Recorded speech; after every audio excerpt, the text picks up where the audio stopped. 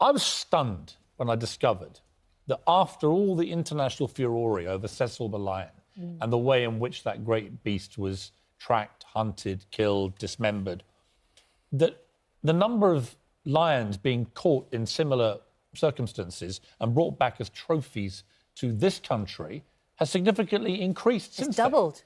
How can this be happening? Yeah, it is people enjoying cruelty to animals in various forms. I thought it was banned. Eduardo, you discovered, I think, as well, just a few weeks ago, that there was actually no existing ban. That's why you started your campaign. Well, that's right. I mean, we often think that, for example, elephants and tusks, it's illegal to poach the ivory. But the law actually has a loophole in it. So if you've got an elephant with a tusk and you want to kill it in order to sell that ivory, that is banned under international law. Explain to me, what am I missing here? Yeah, what you're missing is the contribution that responsible hunting brings to conservation. And yes, it's easy to pick on these negative images, which I am not condoning. Well, where is the positive image? I mean, how could an image of a hunter with a beautiful dead animal ever be a positive image? You're absolutely right, and I think images should be a private matter. Ethical, responsible hunting makes a huge contribution to the conservation of Cecil the lion was lured out of his compound. I'm not... Right? Hang on, let me finish. Lured out, stalked for, nearly a day. He was attacked with, I think, a bow and arrow in his case, and left to then die very, very slowly. Then he was skinned alive, right? There's this sort of deep... I doubt that, but well, I'm not going to... Which part of that do you doubt? I'm not condoning individual which part of it do you doubt? That it was skinned alive. Really? Yeah. You don't know anything about it, then? So the single most notorious trophy hunting story... Which I'm not condoning. ...of the last 10 years... But what you're ignoring... as the man defending it, have actually no idea what happened to that lion. I'm not defending individual cases. Why don't you know like what happened that? to Cecil the lion? Because I know it was killed. You don't know how it was killed. I wasn't there. Were you there? I know the exact... Were you there? No, neither was I. So can we focus on the real issue, right, so if I'm not which is the there, real issue? I don't know this happened. We know it died. What I'm trying to say it died is in the most despicable circumstances, in the most cowardly... Well, let me finish. In the most cowardly circumstances, right? It was the ultimate case of a rich, wealthy... in this case, I think it was an American dentist called Walter, right? Yeah. What I came along you think that's just a trivial detail, do you? What I came along to say is that there are far worse cases of poaching, poisoning, and human encroachment is the real impact on these wild species, particularly in Africa, but all over the world. Human encroachment, cattle farmers poisoning... Why do British people need to bring back the bodies of poisoning lions? Animals? Can I finish? Why are they going to bring back... Well, don't try and play whataboutery. Why do British people need to go over to places like Botswana, wherever it may be, and hunt and shoot dead or bow and arrow dead wild elephants or lions and bring back these great beasts to this country and put them on their walls? Because they are hunters. That's not hunting, is it? Yes, it is. That is treating... Is your argument that they pay the money and that then helps? Of course it does. And what I'd like to say, if I'm allowed to speak, is if you look at countries like Kenya, which banned hunting in 1977, have since then seen a 70% decline in wild species. Because you feel that they don't have the funding? Because it's not being funded. Well, if you look at South Africa, in the same period, South Africa on private land has seen its species... Well, you haven't answered my question. I'll come back to that if I'm allowed to finish. Well, can you answer my question? I'll tell you what, rather than you conducting the interview, why don't you just answer my question? You know nothing about in South Africa, which was the reason you were brought on here, right? Why do British people need to go to Africa and bring back lions and elephants to this country? Because that's what they enjoy doing. Right. So that's enough, is it? They just enjoy... No, it's not enough. They just enjoy handing over a cheque, slaughtering great animals and bringing them back as a trophy and posing for their gut-wrenching pictures. If you look at what's happening in South Africa... That's enough that they enjoy it. 20 million animals... You're cutting me out because I've got a valid point. I'm cutting you out because your answer was because they enjoy it, right? Saranoff, they enjoy it, right? People enjoy doing this to these great animals, so why should we stop them? We have to stop people enjoying being cruel, whatever the sport is. I started with badger baiting, going against badger baiting in Lancashire in the 1990s. That is cruelty to animals. If you can stop it, like the French and the Dutch have just stopped it, then Michael Gove should do exactly that now. He can do it now. And people who watch this wonderful programme ought, as soon as possible, to get on to their MP now. Steve says, no, listen, this helps. It helps save animals. It'd be wonderful if it were true, but it's not. And if you look, for example, in Botswana, we talked about Botswana, they stopped trophy hunting there because the elephant populations were crashing.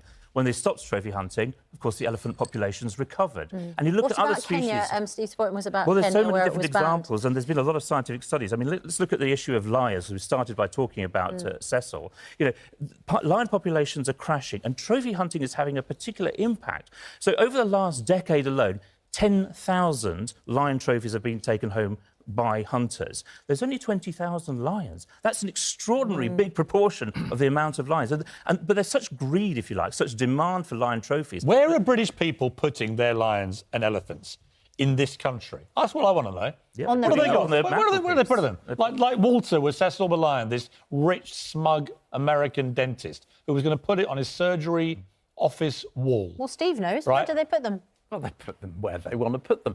But you're ignoring my key point that where there is a demand Your for key hunting point was that they is enjoy that- it. When I said, why do they bring them to this country? Why won't you let me You ma- said, why won't you because let- your answer was they enjoy it. Well, it maybe wasn't anything else. I'm not. I can't judge individuals, but what I can say is that hunting brings significant gains to local communities in places like South Africa.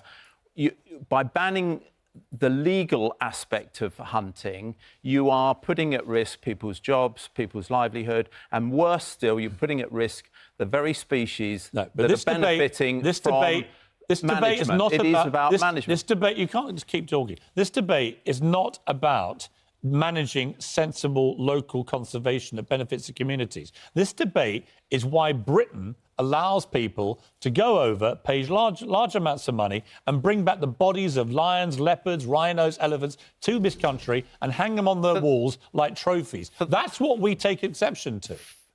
For the reason And you I've say it's given because you. they enjoy it. For the and reason, I say that's not enough. Okay, well, what I'm saying is I might enough enjoy is spearing you in the back, right? I might enjoy spearing you too. I'm putting your body on the wall And of the I'd studio. I'd love your But that head on the... probably- I'm sure more that people would like probably- your head on the wall than mine. Would you like it if I tracked you down after you leave the studio, put a bow and Listen, arrow in you, skin you Listen, alive and put I'm not you on the asking wall you here? to like What's a it. What thought? I'm saying is it makes Would you a like that just because I enjoy it? Maybe I would enjoy it, Steve. Maybe you picked why on a shouldn't point I? that I've said and you're going to persecute me for it. But what I'm trying to say is hunting is a significant contribution to conservation. You've had a number of people on your show back this up. The World Wildlife Fund recognises it's a significant benefit to wildlife All right. species. So Randolph, Because I worked at WWF for many Yeah, years, and yeah, I can yeah. say that, you know, one can say that if there were a well-managed programme, it could have benefits. But actually, the evidence of that happening on the ground simply doesn't exist. What we have, though, is organisations like the Safari Club that actively encourages hunters to go and kill animals, many of them endangered. So they have schemes such as the Africa 29, which is where you have to go and get 29 different trophies. Yeah. The big cats of the world, I think the World most Global people Award. watching, will find it pretty astonishing. What I'm wondering is, if there is a financial contribution that these hunters make, is there not a possibility that our government can step in and just fill that gap? Because I can't believe it's that much, to be honest. It's Well, only a handful of it makes a hunters. tiny contribution, actually, to local communities. I mean, the fees from trophy hunting either tend to stay within the industry or in the hands of a small number of corrupt officials. The thing that does work and does bring prosperity to local communities is nature tourism, wildlife tourism. It creates 40 times as much revenue. Leave the animals as, say, alive. Absolutely. Yeah. Just Sir Ranulph Fiennes, just before we let you go, the stark warning from Sir David Attenborough yesterday, time is running out to save the planet. You've been to pretty much most places on the planet. Do you agree with him when it comes to climate change? I've been the first foreign guest editor of the National Geographic magazine, and the subject I chose was Arctic ice disappearing rapidly. We used to design sledges which were just for going on ice. Now we have to design them as boats in order to get up North Pole, sort of thing. Wow. For anyone who, like Steve here, doesn't know what happened to Cecil the lion, which was a globally infamous story, he was one of Africa's most famous and beloved lions, a star attraction at the Hwange National Park. Dr. Palmer, a dentist from America, and his fellow hunters, they paid $50,000. They used a dead animal to lure Cecil out of the safety of his park. scenting an area half a kilometre away. He took the bait. Dr. Palmer fired his bow and arrow, but Cecil didn't die. He stumbled off, wounded and bloodied, for 40 hours before Dr. Palmer and his hunters finally caught up with him and shot him dead. Then they beheaded Cecil and skinned him before leaving his rotting carcass lying outside the park. So they skinned him alive after his head was cut off, yes. But I'm not condoning That's your that reaction to what I just said. I'm not condoning it. That's your reaction to what I just said. What I'm saying is that there is a place for hunting until conservation comes up with a better alternative. Yeah, tell you what. And I think people like these guys should focus more on the conservation than the individual animals that get hunted. It's not about conservation when you get rich, fat people who want to pay vast amounts of money to go over to countries like Botswana, I kill think in lions, reality it is about that. Cut their heads off, It is about skin that. them, and then bring them back and put them on the I'm wall. sorry you don't like it, but it is about that. Well, you can flash your little smug grin and say it is about that. I don't feel smug. But I actually, feel it's not about that, sorry that there's not a more adult approach to this whole subject, and that we're jumping on sound bites and individual. I feel sorry that there are still people in this country that think trophy hunting in this despicable manner is in any way acceptable. Oh, here we go. Listen to this. Phil on Twitter says, lions are natural hunters. So let's let loose all these trophy hunters and let nature take its course. Yeah. There you go. That's one way to Why don't we deal with do it. trophy hunter hunting? I'd be all in favour of that.